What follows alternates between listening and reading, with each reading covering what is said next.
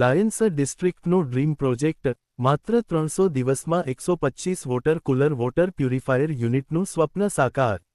Lions ક્લબના district governor દીપક સુરાણા દ્વારા તા 3 August 2025ના રોજ યોજાયેલા એક કાર્યક્રમમાં સમગ્ર ડિસ્ટ્રિક્ટમાં સ્કૂલો, કોલેજો તથા જાહેર સ્થળોએ 100 water cooler water purifier unit સ્થાપિત કરવાનો ડ્રીમ પ્રોજેક્ટ જાહેર કરવામાં આવ્યો હતો.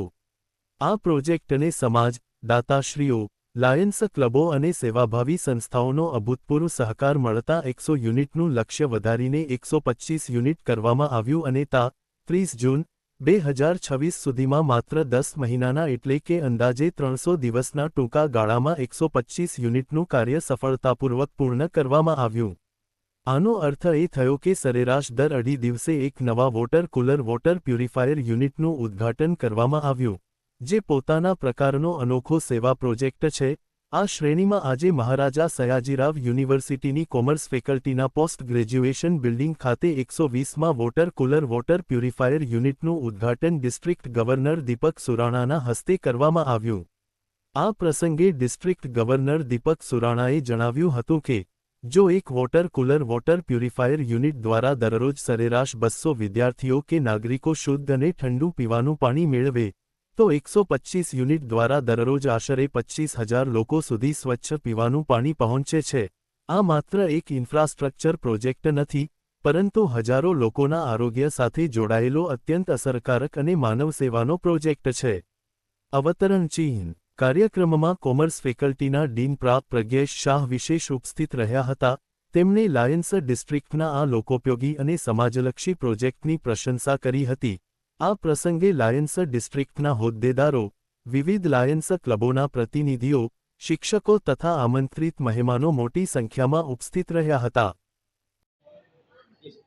हमारा डिस्ट्रिक्ट जो कैबिनेट इंस्टॉलेशन હતું ત્યારે हमारा international president doctor AP Singh 3 અગસ્ત વડોદરા મુકામે ઇન્સ્ટોલેશન સેરેમની માટે આવ્યા હતા અને ત્યારે એમને એક આહવાન કર્યું હતું કે જે પણ મિટિંગો થાય એ સેવાકીય પ્રવૃત્તિઓ સાથે થાય તો એક એનું આનંદ એનો કંઈક વિશ્વાસ કંઈક જુદો હોય. અને એ વખતે અમે 100 વોટર કુલર વોટર પ્યુરિફાયર અલગ અલગ વિદ્યાલયની અંદર, અલગ અલગ સાર્વજનિક સ્થાનો પર, કોલેજોમાં લાગે એવું એક નિર્ધાર કર્યું હતું. અને એના પાછળ અમારો આશય એ હતો કે એક વોટર કુલર વોટર પ્યુરિફાયરથી 200 વિદ્યાર્થીઓ દિવસમાં પાણી પીએ તો 100 વોટર કુલર વોટર પ્યુરિફાયરથી 20,000 વિદ્યાર્થી દિવસમાં પાણી પી શકે અને સોસાયટી સાથે NGOનું કનેક્શન થાય.